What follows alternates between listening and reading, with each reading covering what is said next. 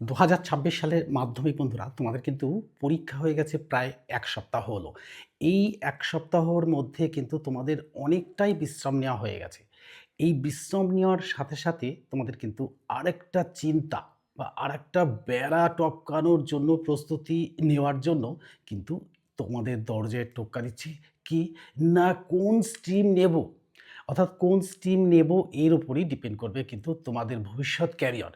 এই ভবিষ্যৎ ক্যারিয়ার গড়ে তুলতে গেলে তোমাদের কি লাগবে? না এই যে স্ট্রিম অর্থাৎ মাধ্যমিক পরীক্ষার পরে কিন্তু তোমাদের একটা স্ট্রিম বেছে নিতেই হবে। আর এই স্ট্রিম বেছে না নিতে পারলে তোমাদের জীবনে ক্যারিয়ার গড়তে কিন্তু খুবই অসুবিধা হবে। তাই আমি বলব তোমাদের এই পরীক্ষা হয়ে গেছে ১ সপ্তাহ। তোমরা সবাই ঘুরছো, ফিরছো, আনন্দ করছো, আয়েশ করছো।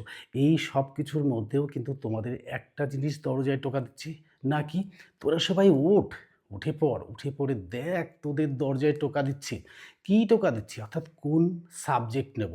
কোন সাবজেক্ট নেব আর কি নিয়ে পড়বো? অর্থাৎ এই যে ৩ টি স্ট্রিম এ ভাগ আছে অর্থাৎ আর্টস, কমার্স আর সায়েন্স।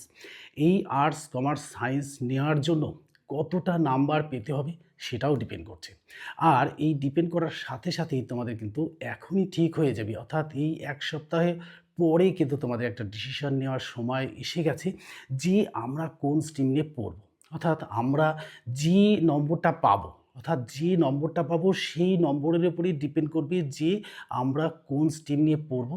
নাকি সায়েন্স পড়বো, নাকি আর্টস পড়বো, নাকি কমার্স পড়বো। এই কমার্স পড়লে কি হবে, আর্টস পড়লে কি হবে আর সায়েন্স পড়লে কি হবে এর উপরেই ডিপেন্ড করবে তোমাদের ভবিষ্যৎ ক্যারিয়ার।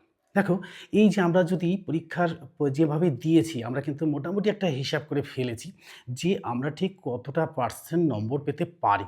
অর্থাৎ যারা দেখো 40 থেকে 60% মার্কস পাচ্ছ তারা অবশ্যই আর্টস নেওয়ার জন্য চিন্তা করবে। আর যারা 60 থেকে 80% মার্কস নিচ্ছ তারা কিন্তু অবশ্যই কমার্স নেওয়ার জন্য চিন্তা করবে।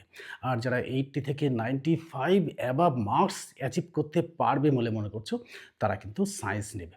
তাহলে এই যে স্ট্রিমটা ভাগ করে নেওয়ার জন্য কিন্তু কোন স্ট্রিমে কি আছে, কি নিয়ে পড়লে কি হবে এর উপরেই ডিপেন্ড করবে ভবিষ্যৎ ক্যারিয়ার। তাই আমাদের কিন্তু এখন সময় এসে গেছে। অর্থাৎ এই সময়ের মধ্যেই তোমাদের ঠিক করে ফেলতে হবে কোন স্ট্রিম নিয়ে পড়বো আর কোন স্ট্রিম নিয়ে পড়লে কি হবে সেই সম্পর্কে কিন্তু আজকে একটা বড় ভিডিও তোমাদের সামনে শেয়ার করবো। একটা ধামাকা ভিডিও। যে ভিডিওর মধ্যে দিয়ে তোমরা সকলেই জানতে পারবে যে কোন স্ট্রিম নিলে কি হবে আর ভবিষ্যৎ ক্যারিয়ার কেমন হবে তার উপরে ডিপেন্ড করবে। তবে আমি বারবার বলব যে তোমরা কিন্তু স্রোতে গা ভাসিয়ে দিও না। অর্থাৎ সেই ঝাঁকের কুঁয়ের মতো চলো না। ঝাঁকের কুঁয়ের মতো চললে কিন্তু তোমাদের বিপদ আসন্ন। তাই